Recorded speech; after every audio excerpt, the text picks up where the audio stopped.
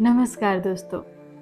साहित्य के रंगों में से कुछ रंग चुरा कर आपके बीच लेकर उपस्थित है आपकी रेडियो दोस्त शालिनी सिंह। साहित्य के रंग की इस कड़ी में आज आप सुनेंगे कहानी मुझे वो उलझन दे दो। ये कहानी मुझसे मिलने आना कथा संग्रह से ली गई है और कहानीकार हैं अजय चौहान।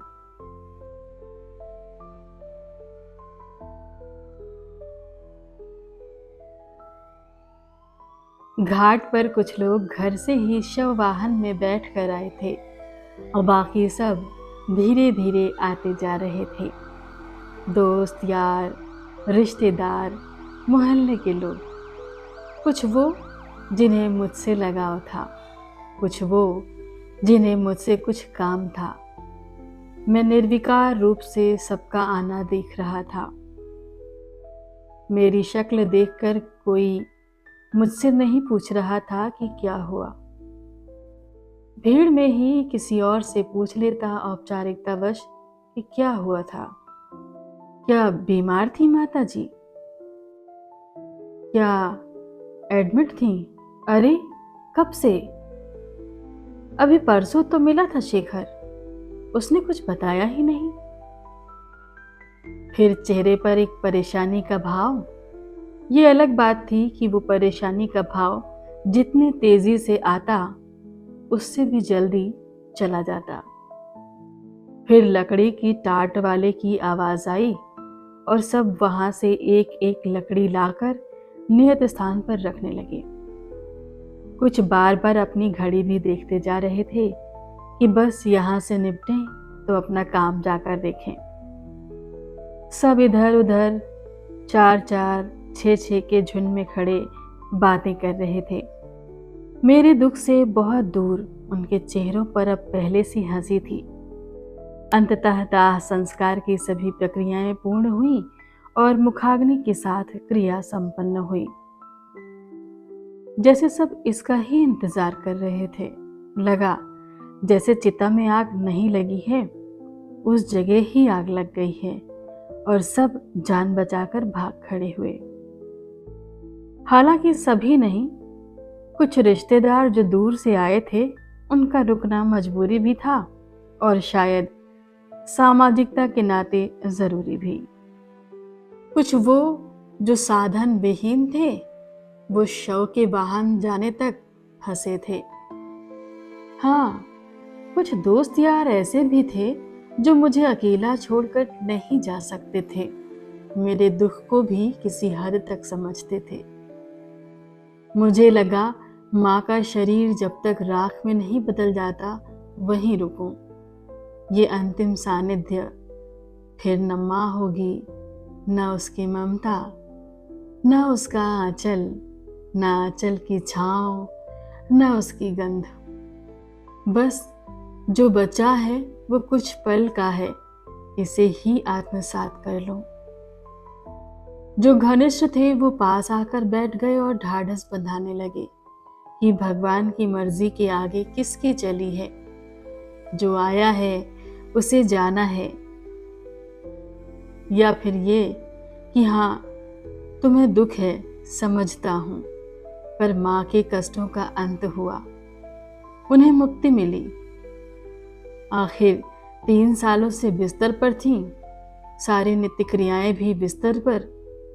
वो बोल नहीं सकती थी लेकिन शायद यही चाहती थी, वगैरह वगैरह। खैर, धीरे धीरे लकड़ियों के साथ साथ शरीर भी राख हो गया। रह गई बस दहकती आग। मैं अपने आंसू पोंछता धीरे धीरे शमशान घाट से बाहर आ गया। जैसे भी हो घर पहुंचा। घर में कुछ रिश्तेदार और परिवार के लोग, सबके बीच से गुजरता हुआ घर के अंदर उस कमरे में जहां अपने जीवन के 3 वर्ष माँ ने बिना कुछ कहे, बिना कुछ महसूस किए, बिना कोई शिकायत किए बिता दिए थे, आज वो जगह खाली थी जहां उन्हें देखने की आदत सी हो गई थी। एक अजीब सी कैफियत थी मन की। कुछ तो ऐसा था जो होना चाहिए था पर अब नहीं है। मैं कमरे में इधर उधर चलने फिरने लगा, बेचैनी में टहलने लगा, पर सब बेकार। माँ को देखने जाना, उनके कपड़े बदलना, उन्हें उठाकर व्हीलचेयर पर बिठाना, उनका बिस्तर साफ करना, फिर दवा देना, जाने से पहले जो उनके गले से नीचे जा सकता था वो खाना खिलाना, शाम को कहीं कितना भी जरूरी हो ना जाना, कारण वही कि माँ की तबीयत खराब है, मुझे ही देखना पड़ता है। घर आकर सुबह की प्रक्रिया को दोहराना, फिर सोने जाना। इन 3 सालों में सामाजिक जीवन बहुत सीमित हो गया था। कभी कभी अचानक उनकी असंयमित सांसों के उतार चढ़ाव के कारण हॉस्पिटल भी तो जाना पड़ता, फिर घर लाने पर वही रूटीन। शुरुआत में तो कुछ दिन लगा कि माँ जल्द ही ठीक हो जाएंगी, पर समय बढ़ता गया और उम्मीद झुंझलाहट में बदलने लगी। माँ के कारण हमेशा एक उलझन में घिरा रहता था मैं। हाँ, उलझन ही तो। शायद माँ ने समझ लिया था कि ये इति है, शायद इसीलिए। नहीं, ऐसा नहीं हो सकता, मैंने तो कभी कुछ नहीं कहा। पर वो माँ थी, बेटे की परेशानी पर बड़े बल भी पढ़ लेती थी। ओह, शायद इसीलिए उसके जीवन की डोर उसके हाथ से छूट गई। पर अब तो वो नहीं है, फिर मैं क्यों परेशान हूँ, समझ नहीं आ रहा था। बस मैं कमरे में कुछ ढूंढ रहा हूँ।